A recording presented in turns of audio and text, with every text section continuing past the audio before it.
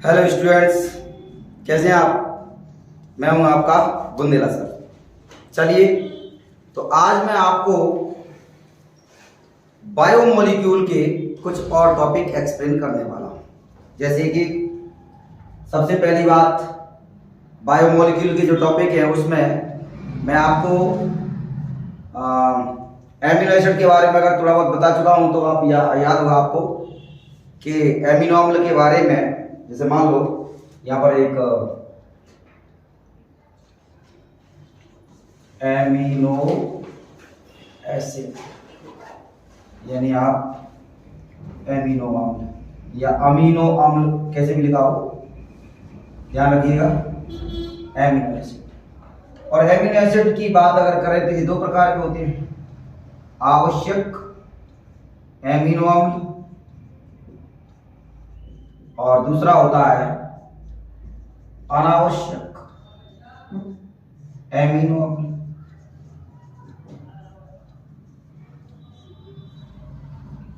तो एमिनो अम्ल होते क्या है? एमिनो अम्ल ऐसे अणु या ऐसी यौगिक हैं जिनमें एक एमीन ग्रुप यानी NH2 ग्रुप जो कि क्षारीय होता है, दूसरा COOH ग्रुप जो कि कार्बोक्सिलिक यानी अम्लीय ग्रुप होता है, और एक साइड चेन एल्किल ग्रुप और एक H, ये एमिनो एसिड है। तो ये एमिनो एसिड दो प्रकार के थे। आवश्यक, आवश्यक का मतलब होता है कि ये हमको बाहर से भोजन के रूप में इनको बाहर से लेने की आवश्यकता पड़ती है। ये हमारी बॉडी के अंदर नहीं बनते, इनको बाहर से लेने की आवश्यकता पड़ती है, इसलिए आवश्यक एमिनो अम्ल है। और अनावश्यक एमिनो अम्ल का मतलब है ऐसे एमिनो अम्ल जो हमारी बॉडी के अंदर सिंथेसाइज्ड होते हैं, अनावश्यक। जब बॉडी के अंदर ही सिंथेसाइज्ड हो रहे हैं, बन रहे हैं, इसलिए उनको बाहर से लेने की आवश्यकता नहीं है। तो अनावश्यक ऐसे एमिनो एसिड हो गए। तो ये तो एमिनो एसिड के बारे में बात थी। ये एमिनो एसिड ही मिलकर की प्रोटीन का निर्माण करते हैं। क्या करते हैं? आपको पता है प्रकृति में टोटल 20 प्रकार के एमिनो एसिड पाए जाते हैं, जिसमें से 10 एमिनो एसिड जो होते हैं वो आवश्यक होते हैं, 10 अनावश्यक होते हैं। ये नॉर्मल सी बात थी, इसके बारे में और डिटेल में अपन पढ़ सकते हैं। और आगे चल के आपने देखा होगा कि ड्यूटराइन, सममेव बिंदु, ये भी आपको इसमें पढ़ना चाहिए। इसमें से एक H पॉजिटिव आयन अगर यहाँ से इसके साथ जुड़ जाता है तो ये जो एक न्यूट्रल कंपाउंड बनता है, आयनिक कंपाउंड बनता है, उसे अपन ड्यूटराइन बोलते हैं। इसमें H पॉजिटिव आयन जो है वो इसके साथ में NH2 NH3 पॉजिटिव हो जाता है, ये नेगेटिव हो जाता है और ये ड्यूटराइन बना लेता है।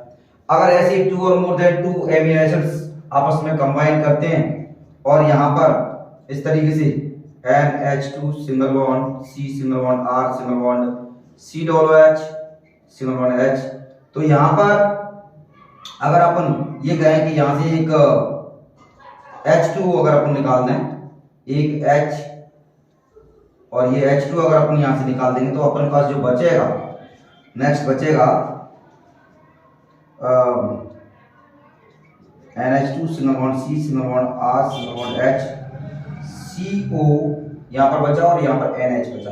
अगर हम इसको जोड़ना चाहें तो C double bond O single bond N single bond H, single bond C single bond R single bond COOH single bond H।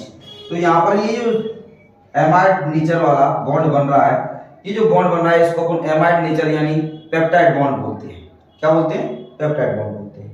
तो ये बात नॉर्मल सी बात है कि यहाँ पर 2 और more than 2 amino acids are combined together and form a structure और which is also known as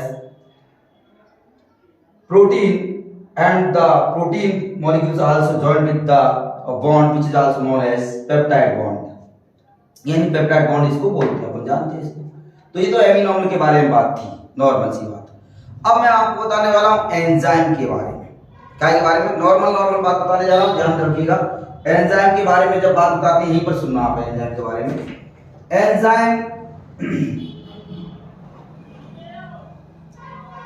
enzyme नाम से पता चलता है, वैसे एक्चुअली में इसको इंग्लिश में बोलते हैं एंजाइम। अब इसका एक्चुअली में ये मींस क्या है? इंजाइम, जाइम माने होता है ईस्ट, सैक्रोमाइसिस। तो जो ईस्ट होता है, ईस्ट एक फंगस होता है, ईस्ट के अंदर ही सबसे पहले एंजाइम की खोज हुई थी। एंजाइम, जाइमीज एंजाइम की खोज हुई थी और इसीलिए इसका नाम पड़ गया एंजाइम। अब एंजाइम के बारे में, जो एंजाइम शब्द की अगर अपन बात करें तो इसके बारे में बहुत डिटेल में अपन पढ़ सकते हैं। इनको एक्चुअली में जैव उत्प्रेरक कहते हैं। क्या बोलते हैं? जैव उत्प्रेरक। एंजाइम को हम जैव उत्प्रेरक, यानी इसको इंग्लिश में बोलते हैं bio catalyst. Bio catalyst. Sir जैव तो समझ में आ रहा है, जीव से रिलेटेड होता है, लेकिन ये उत्प्रेरक क्या होता है, कैटलिस्ट क्या होता है, जैव उत्प्रेरक का काम कैसे करते हैं, ये उत्प्रेरक करते क्या है? यानी नॉर्मल सी बात है। मैं आपको उत्प्रेरक को एक ट्रिक के जरिए समझाऊंगा, पहले आप सुनिए। पहले तो मैं परिभाषा बताऊंगा और फिर उस परिभाषा को आपको एक देसी उदाहरण के द्वारा आपको समझाऊंगा, बिंदास। तो आप समझिए उसको। सबसे पहली बात कि भाई जैव उत्प्रेरक, यानी उत्प्रेरक की बात कर रहा हूं अभी मैं। फिर जैव उत्प्रेरक यानी एंजाइम होते हैं, और उत्प्रेरक क्या होते हैं उसकी बात बता रहा हूं अभी तक। तो उत्प्रेरक क्या होते हैं? वे पदार्थ जो अभिक्रिया की दर को बढ़ा देते हैं या घटा देते हैं, यानी अभिक्रिया की दर को तीव्र कर देते हैं या मंद कर देते हैं, उत्प्रेरक कहलाते हैं। अब बात यहां पर आती है कि सर जैव उत्प्रेरक क्या करते हैं? मैंने कहा एंजाइम, ये जो एंजाइम होते हैं वो केवल अभिक्रिया की दर को बढ़ाते हैं। एंजाइम, अगर एंजाइम फॉर्मेशन नहीं हो रहा है तो ये मान के चलना कि वो रिएक्शन घट जाएगा। तो ये बायोलॉजिकल कैटलिस्ट है एंजाइम। हर अपनी जितनी भी जैविक क्रिया होती है उन सब के लिए किसी न किसी के लिए तरीके से कोई ना कोई एंजाइम की आवश्यकता पड़ती है। आपने नाम सुने होंगे, हमारी लार जो कि डाइजेशन के लिए होता है, आपको पता है लार में कौन सा एंजाइम पाया जाता है? टाइलिन। टाइलिन, या इसका नाम एमाइलेज एंजाइम। क्या नाम है? एमाइलेज। तो एमाइलेज एंजाइम पाया जाता है, आपको पता होगा। और भी अगर अपन बात करें एंजाइम के बारे में तो मैं अभी इसके प्रकार बताने वाला हूं, उनको ट्रिक से बताने वाला हूं। लेकिन पहले जैव उत्प्रेरक और उत्प्रेरक की बात बताने वाला था मैं ट्रिक से, कि उत्प्रेरक क्या होते हैं। तो देखो, उत्प्रेरक एक बिंदास तरीके से आप ऐसे समझ सकते हैं कि उत्प्रेरक क्या चीज है।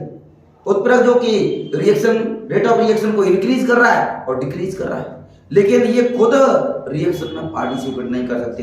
तो हम कैसे बोलेंगे कि वे यौगिक या वे पदार्थ या वे अणु जो अभिक्रिया की दर को बढ़ा देते हैं और घटा देते हैं लेकिन खुद क्रिया में भाग नहीं लेते हैं, उत्प्रेरक कहलाते हैं।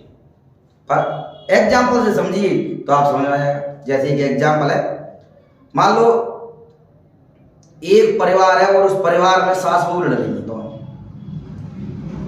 अब आपको पता है कि सास बहू लड़ रही हैं और पड़ोसन को पता चल जाए कि बा घर में लड़ाई हो रही है। पड़ोसन को अगर पता चल गया तो पड़ोसन क्या करेगी? मौका देगी कि सास का अलग है, बहू का अलग है, तो दोनों को अलग अलग भड़का देगी एक दूसरे के प्रति, और लड़ाई क्या होगी? बढ़ जाएगी। तो जो पड़ोसन थी उसने क्या काम कर दिया? उत्प्रेरक का। क्योंकि वो लड़ाई को क्या कर गई, यानी रिएक्शन को क्या कर गई? बढ़ा गई। क्या लड़ाई में भाग लिया उसने? नहीं लिया। इसी तरीके से दूसरी तरफ अगर अपन बात करें,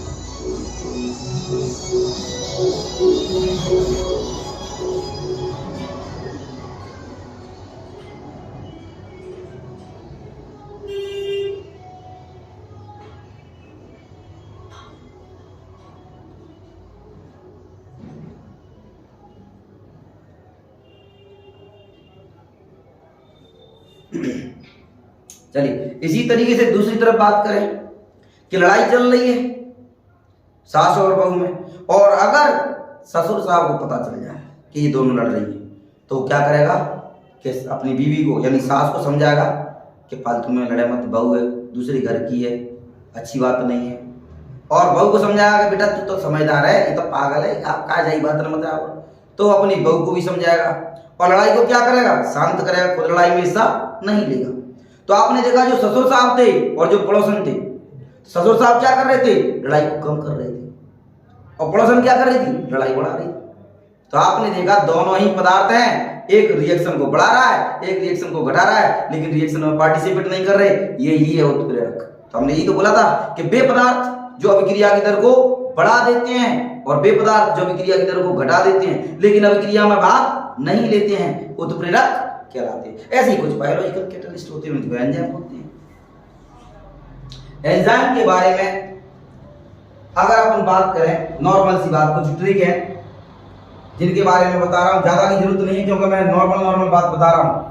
और डीप तो फिर आपको पता ही है, डीप तो आपको पढ़ना है, डीप से डीप। उसके लिए मैं अलग से पूरा का पूरा जो चैप्टर वाइज है डीप से डीप उसमें बताऊँ। ये जो मेरे वीडियो है ये ओवरव्यू के वीडियो है, ये डीप वीडियो नहीं है, ये ओवरव्यू के वीडियो बना रहा हूँ मैं, जिससे क्या होगा बच्चे को नॉर्मल बेसिक नॉलेज तो उसको हो जाएगी, बाकी डीप नॉलेज के लिए तो पूरा डिटेल वीडियो बनाऊंगा। तो अभी यहाँ पर आपको पता चल गया साहब कि एक बात की मैंने कुछ ट्रिक मैंने बनाई है, उनको ध्यान रखिएगा। जैसे सुक्रोज एंजाइम है और सुक्रोज एंजाइम पर अगर इन्वर्टेज एंजाइम की रिएक्शन होती है, इन्वर्टेज एंजाइम की रिएक्शन होती है तो ग्लूकोज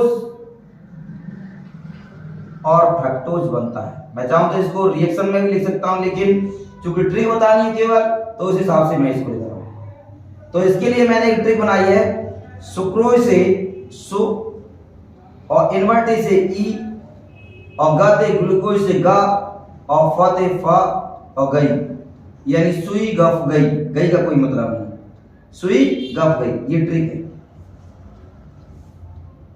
दूसरी बात, अगर मैं ये बोलूं कि यहां पर लैक्टोज शर्करा है और लैक्टोज शर्करा पर लैक्टेज एंजाइम काम कर रहा है, तो ग्लूकोज और गैलेक्टोज बनेगा, ग्लूकोज और गैलेक्टोज बनेगा। तो इसकी ट्रिक हमने बनाई है और वो बनाई ले जी जी, ग्लूकोज और गैलेक्टोज, ग्लूकोज और गैलेक्टोज, ले जी जी। उसके बाद तीसरी ट्रिक, अगर मैं कहता हूं माल्टोज शर्करा है जिस पर माल्टेज एंजाइम काम करता है, माल्टोज शर्करा पर माल्टेज एंजाइम काम करता है, तो ग्लूकोज के 2 मॉलिक्यूल बन जाएंगे। और इसके लिए ट्रिक बनाई मैंने मामा जी, माल्टोज पर माल्टेज की क्रिया से ग्लूकोज के 2 मॉलिक्यूल बन जाएंगे, ये समझ गया आप। चौथी बात, अगर हम बात करें कि ग्लूकोज पर जाइमेज एंजाइम की क्रिया हो जाए तो इथाइल अल्कोहल बनता है, एथिल अल्कोहल प्लस CO2 निकलती है, और एथिल अल्कोहल को अपन क्या बोलते हैं, शराब। तो इसके लिए ट्रिक क्या बनाएंगे, इसे बनाएंगे जी, इसे बनाएंगे जा, शराब पिया है,